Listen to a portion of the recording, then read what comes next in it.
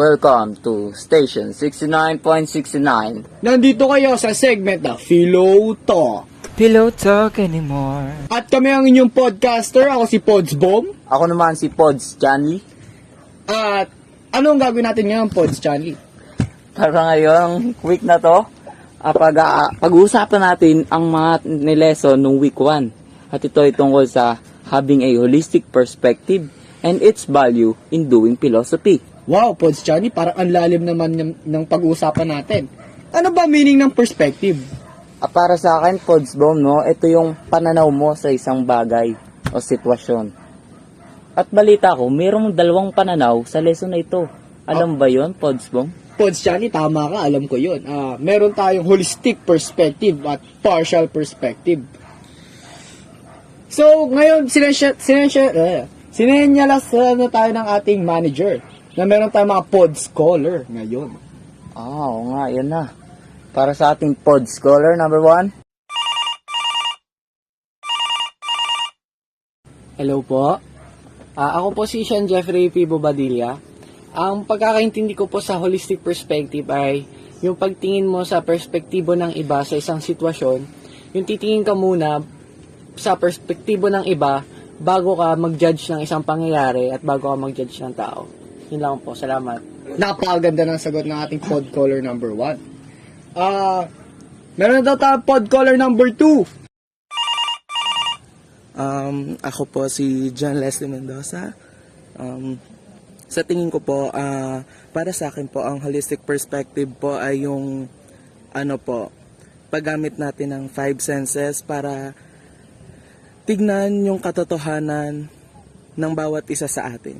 Yun lang po. Salamat, pod caller number 2. Meron tayong pod caller number 3. Hello po. Ako po si Shin Timpok. May natutunan din po ako na isang perspektibo, yung partial perspective po. Yung partial perspective po, yung perspektibo na sa unang tingin mo pa lang, yun agad ang perspektibo mo at hindi ka tumitingin sa isang malawak na larawan. Yun lang po. Salamat, pod caller number 3. At meron pa rin tayong pod caller number 4. At ito na siya. Hello po, ako po si Adrian Napulog.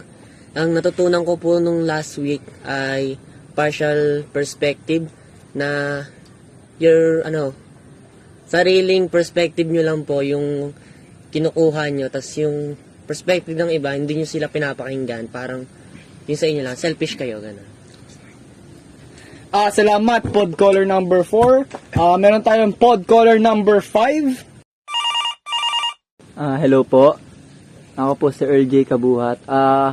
Sa akin po partial perspective.